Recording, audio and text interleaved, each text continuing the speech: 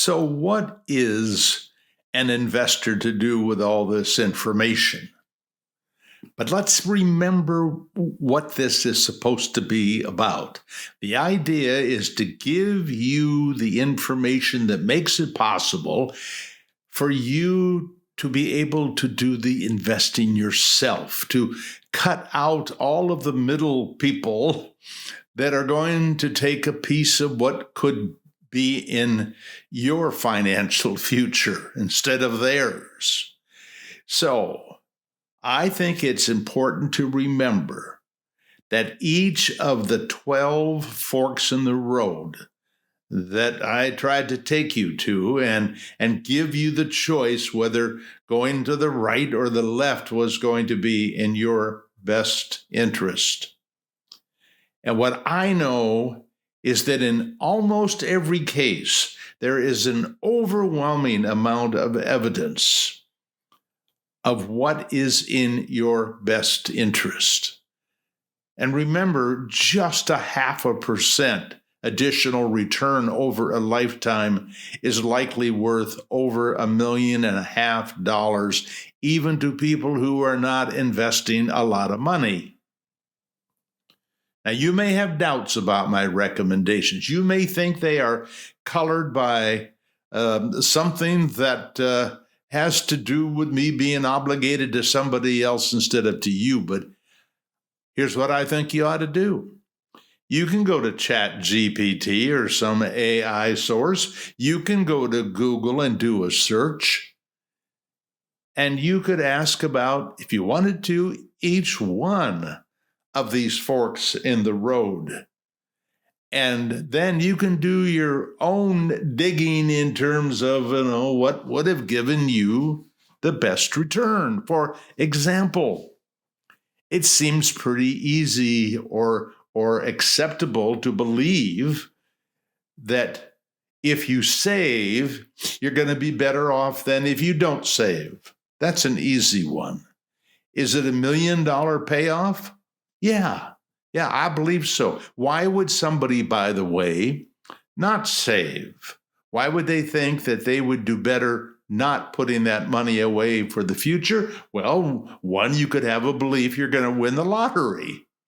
Another might be that you have the belief that you are going to inherit enough money that you don't have to worry about saving.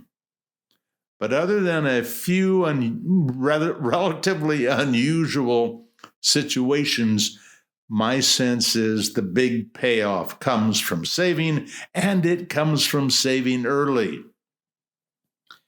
And I think it's pretty clear from the past that stocks have been better than bonds for the long term. And I think it's pretty clear that you are going to be much more likely to survive and thrive if you have a portfolio of many stocks, not just a few. And this is a very common mistake that young investors make because they think they're going to get rich quicker by just picking out a couple of great companies. Unlikely. Then there's the question, if you are going to have many stocks, are you going to have the mutual funds pick them for you, or are you going to select them? Well, I'm just telling you that I've been around this business for almost 60 years, and I am not qualified to put together a portfolio of individual stocks. My portfolio, or the portfolio, I should say, for my wife and myself for our retirement, all in mutual funds. And the fork in the road, no load versus load. Pay a commission or keep it in the pool for you to benefit from it. And then you're going to have to make the decision, mutual funds with high expenses or low expenses. Remember, I'm always sensitive to something that's grinding away at you at a rate of 0.25% or 0.5%. In some cases, it can be a whole 1%. And then you have this huge lifetime decision. Are you going to, if you want to invest in stocks in a diversified portfolio and you want to do it through a mutual fund, are you going to use the fork that takes you to the index fund or the actively managed fund? Again, the evidence is overwhelming. In fact, the hope that you would have if you choose the actively managed fund is that you will be able to pick the 1 out of 10 or 1 out of 20, it depends on what asset class you're talking about, but that you will be able to spot today the small percentage of funds that will do better than the indexes over the next 20, 30, 40 years. Good luck. And by the way, if you did nothing but use the S&P 500 or the total market index as your equity position, I'm sure you'd be just fine. But the academics have opened up the fork that leads us, suggests that we should have some portion of our equity portfolio in smaller companies and in value companies. And so, as you may remember, there was an extra long-term return.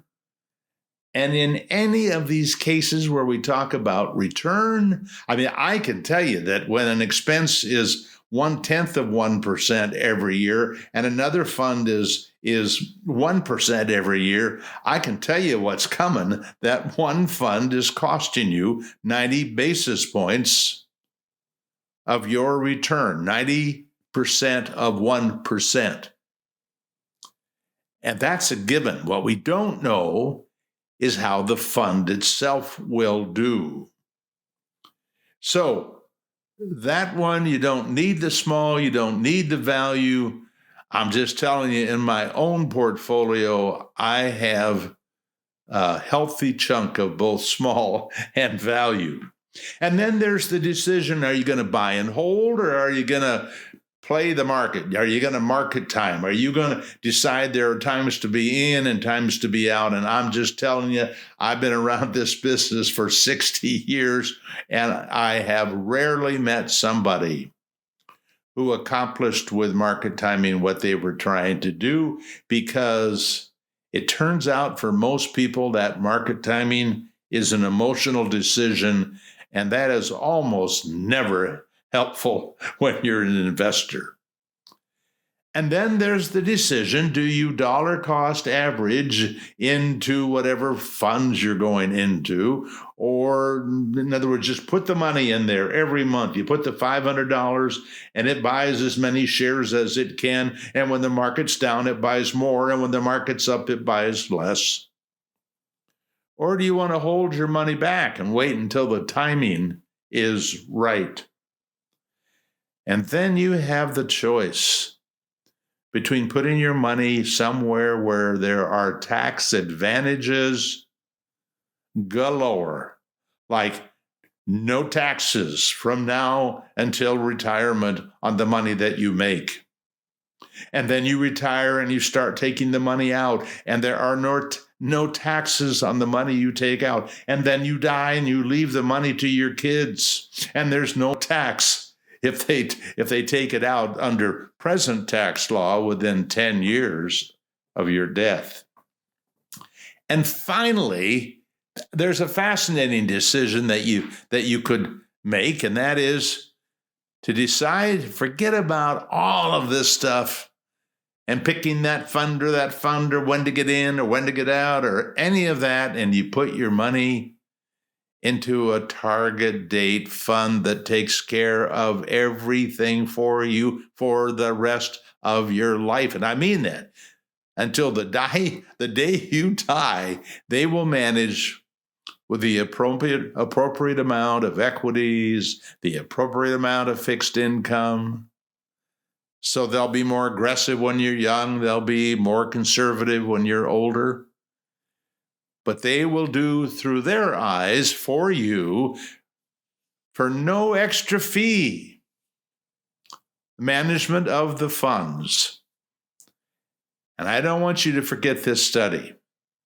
The study that Wharton did that showed that people who use target date funds had funds that were built to make about 2.3% better per year than the people who were doing it on their own, trying to kind of guess when to be in or out of the market, or trying to guess what kind of mutual funds are likely to be better for the next year or two or whatever, trying to micromanage the investment.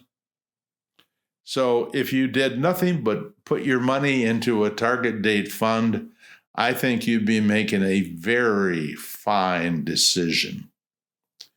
So that's what this presentation is about. Trying to help you make some decisions as a do-it-yourself investor that will serve you well for the rest of your life. And to the extent that you hire other advisors to help you with that, understand they have to go through this same process. So if they're not using index funds, I'm wondering who they're working for. If they're selling you load funds and then charging you some sort of a fee to take care of you, why aren't they using no-load mutual funds? I mean, the same questions are going to have to be asked. But I do wish you well, and I truly appreciate your interest in this topic.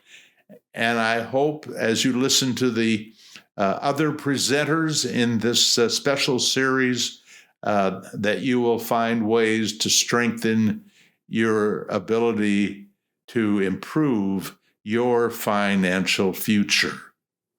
Thank you and good luck.